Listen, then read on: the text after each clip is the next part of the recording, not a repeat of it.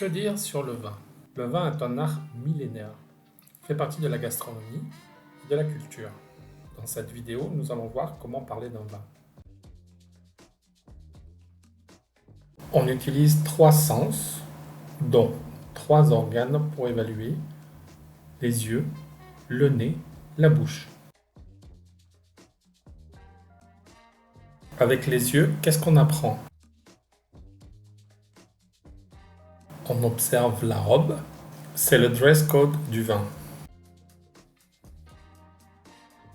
La robe des vins blancs. Si on observe un vin blanc de couleur jaune-vert, c'est un vin très jeune qui a entre 1 et 2 ans. Si sa couleur est jaune doré, c'est un vin à maturité. Il a donc entre 3 et 10 ans. Si le vin est ambré, c'est un vin vieux. Il a plus de 15 ans. Et finalement, si le vin est brun, c'est un vin âgé.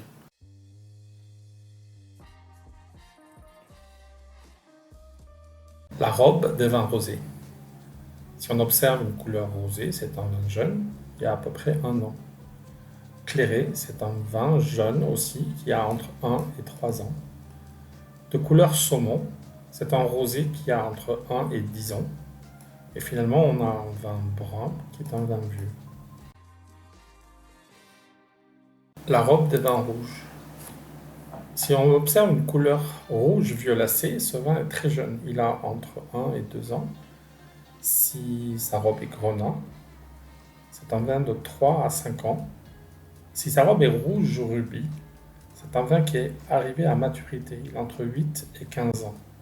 Finalement, si c'est un vin orange tuilé, ce vin est vieux. Il a plus de 15 ans. Il y a une expression pour la vue. On peut observer un vin voilé ou un vin de voile. Ce n'est pas un défaut, c'est un vin où on a peu filtré pour conserver certaines propriétés du vin. Avec le nez, qu'est-ce qu'on découvre?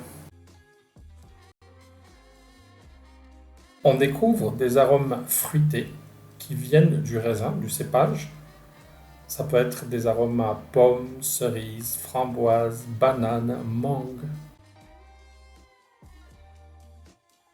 Des arômes épicés liés aussi au cépage, au raisin, comme des arômes à anis, girofle, réglisse, cannelle. On retrouve aussi des arômes à fleurs, un arôme floral, comme du miel, du safran, de la verveine, de la rose, la pivoine, l'acacia, violette, géranium. Ces arômes sont liés directement aux différents types de raisins, au cépage. L'élevage en barrique va apporter au vin des arômes boisés, en particulier des arômes à vanille, à pain grillé, à noisette, à café, à bois neuf ou à tabac. On peut trouver aussi un arôme végétal qui vient de la fermentation, avec des odeurs de sous-bois, comme de terre mouillée ou de champignons, d'herbes sèches, vertes, ou bien de légumes comme de petits pois, de choux ou de poireaux. En récapitulatif, les arômes peuvent provenir du cépage, du raisin, ou bien de l'élevage, c'est-à-dire de la fermentation et de la mise en barrique.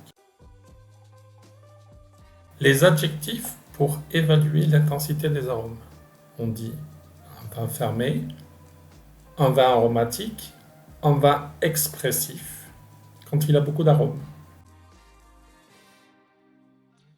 Quand un vin est peu aromatique, on dit qu'il est fermé ou austère. Le conseil, c'est d'aérer ce vin, de le mettre en carafe. Avec la bouche, qu'est-ce qu'on ressent?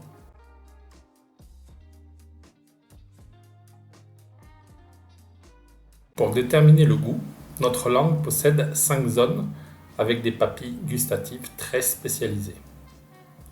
On capte le sucré sur le devant de la langue, aussi sur le devant, mais en arc de cercle le salé. L'acidité est captée sur les côtés. Et au fond de la langue se trouvent les capteurs pour l'amertume des aliments.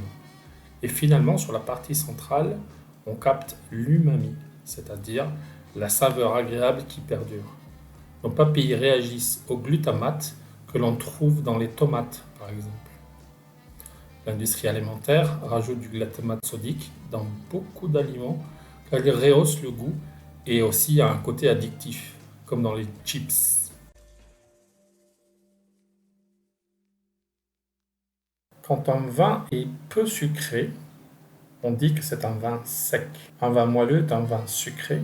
Un vin pâteux est fortement sucré. Pour évaluer la quantité de tanin dans les vins rouges, on va utiliser des adjectifs comme fondu quand on observe peu de tanin, souple quand ils sont équilibrés en tanin, puissant quand les tanins sont vraiment très présents. Une particularité, les tanins assèchent la bouche. On dit qu'un vin est charpenté, structuré. Ce sont des vins, particulièrement des vins rouges, où les tanins sont très présents, ce qui leur donne de la structure en bouche. On va parler d'un vin léger quand il n'y a pas beaucoup de présence d'alcool. Quand on sent la présence d'alcool, on va dire que ce vin est chaleureux. Quand l'alcool est très présent, on va utiliser brûlant. La particularité de l'alcool, c'est qu'il chauffe la bouche. Un vin riche en tanins et en alcool est un vin corsé. Le contraire de corsé, c'est un vin léger ou gouliant qui a peu de tanins et peu d'alcool. Un vin est équilibré quand on constate une harmonie entre les tanins, les sucres, l'acidité, l'alcool et les arômes.